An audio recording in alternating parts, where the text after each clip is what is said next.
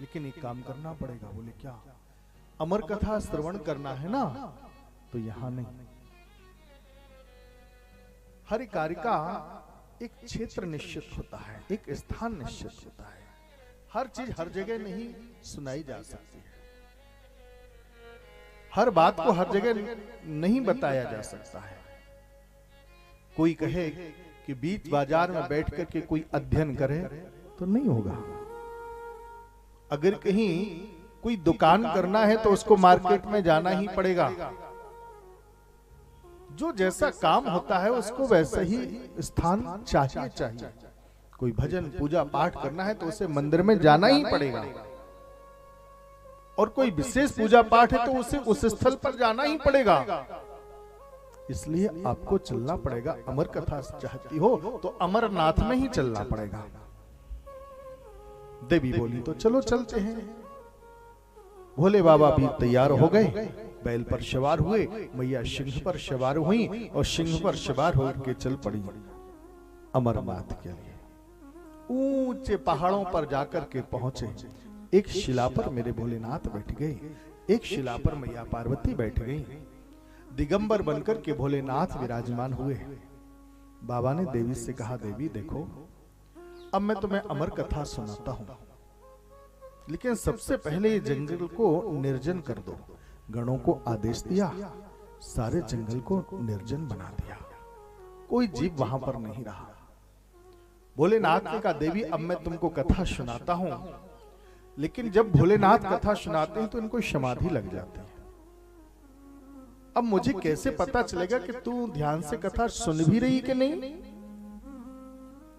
तू एक काम करना, कथा में विघ्न बहुत आते हैं, विघ्न ना आए इसलिए एक काम करना, तू हुंका देती चली जाना। कल भी मैंने निवेदन किया था, 2 विघ्न आते हैं कथा में ज्यादातर। एक देवी है जिनका नाम है निद्रा देवी, वो बिन बुलाए आ जाती हैं।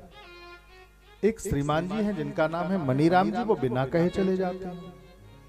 तो मनीराम जी जाने ना पाए और निद्रा देवी जी आने ना पाए, इतनी सावधानी तुम रखना। सावधानी कैसे रखेगी ये मैं बताए देता हूं। क्या करना होगा? एक काम करो ना। बोले क्या? मैं कथा सुनाता जाऊंगा, तुम होका हांची हांची देती जाना। बोले तो ठीक है भगवान। बस मैया पार्वती आज बैठ गई, भोलेनाथ ने कथा को सुनाना शुभारंभ किया।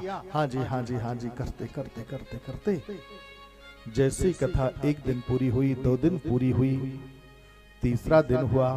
संजोग की बात क्या हुआ, जिस बट वृक्ष के नीचे भोलेनाथ बैठे थे उसी बट वृक्ष के ऊपर एक तोते का विगलित अंडा पड़ा हुआ था। लेकिन कथा का ऐसा प्रभाव के अंडा भी साबुत हो गया और उस अंडे के अंदर से एक तोते का बच्चा निकला। और जैसे तोते का बच्चा निकला, अब मैया हाँ जी करती चली जा रही थी। बस मैया की आवाज में आवाज मिलाई, आवाज में आवाज मिला करके हुंकार भरना शुभारंभ कर दिया। हाँ जी हाँ जी हाँ जी हाँ जी। 4 दिन पूरे हो गए, 5 दिन पूरे हो गए, 6 दिन पूरे हो गए। जो 7वां दिन पूरा हुआ सो भोलेनाथ ने कहा, बोलिए भागवत भगवान। जैसे जयकारा लगाया ना, मैया पार्वती की तो नींद खुल गई। जो नींद खुली, बाबा से बोली, बाबा आपने कहा कि भगवान श्री कृष्ण यशोधाम जाते समय उद्धव जी के लिए कौन सो ज्ञान दियो। अरे देवी ये तो कल की कथा थी, तुम आज क्यों प्रश्न कर रही हैं? बोले क्या बताऊं बाबा जी, मुझको क्षमा करिए। बोले क्यों? बाबा जी बात ये है। बोले क्या? अरे बाबा जी क्या बताऊं, मुझको नींद आ गई और नींद आ गई तो मैं तो सो गई, और जब मैं सो गई ना बाबा जी, मेरी कथा तो अधूरी रह गई 1 दिन की। भोलेनाथ बोले ऐसी बात है? बोले हाँ। बाबा जी ने सोचा अब क्या करूं। फिर एक बात बताओ, ये तू सो गई पर तेरी आवाज में हुंका कौन दे रहा था? बाबा ने अंतर्दृष्टि से देखा तो सारा राज समझ गए।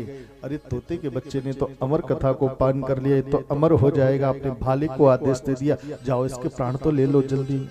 भाला आया, तोता वहां से भागा भागा आम के हरे हरे पत्तों में जाके छुप गया। भाला वहां पर भी आ गया।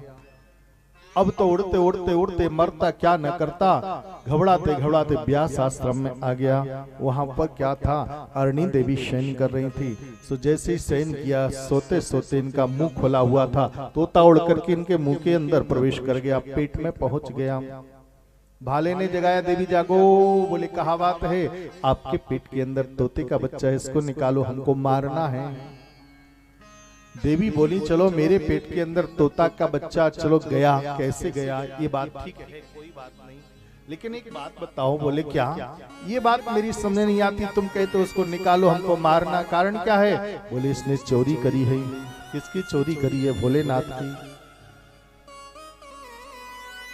देवी ने कहा देखो वैसे तो मुझे नहीं पता, लेकिन तुम कहते हो कि मेरे पेट के अंदर तोते का बच्चा चाहिए, चलो, लेकिन पेट में जो पहुंच जाता है उसका संबंध क्या होता है पता है? बोले माँ और बेटे का। बोले तो अब तो मेरा इसका माँ और बेटे का संबंध हो गया है। बोले हाँ, क्या संसार में ऐसी कोई माँ हो सकती है? बोले कैसी? जो अपने बेटे को अपनी आंखों के देखते देखते उसका प्राणांत करवा देवे। बोले नहीं, पुत्र को पुत्र एक बार हो सकता है, पर माँ कभी कुमाता नहीं हो सकती है। बोले तो फिर मैं ऐसा काम कैसे कर दूंगी, तुम इनको प्राण दान दे दो, प्राण दान दे दो। बोले हाँ। भाले ने हाथ जोड़कर कहा देवी ये काम मैं तो नहीं कर सकता हूँ, लेकिन हाँ अगर की तुम्हारी इच्छा है ना तो एक काम करो, भोलेनाथ का स्मरण करो, हो सकता है मेरे भोलेनाथ बहुत दयालु हैं और वो दया कर देवे तो इनको प्राण दान दे सकते हैं। अब तो व्यास जी महाराज भी आ गए, अरणी देवी भी आ गई, वो तोता भी बैठ गया और भाला भी बैठ गया। बड़े भाव से मेरे भोलेनाथ का कीर्तन करना शुभारंभ कर दिया।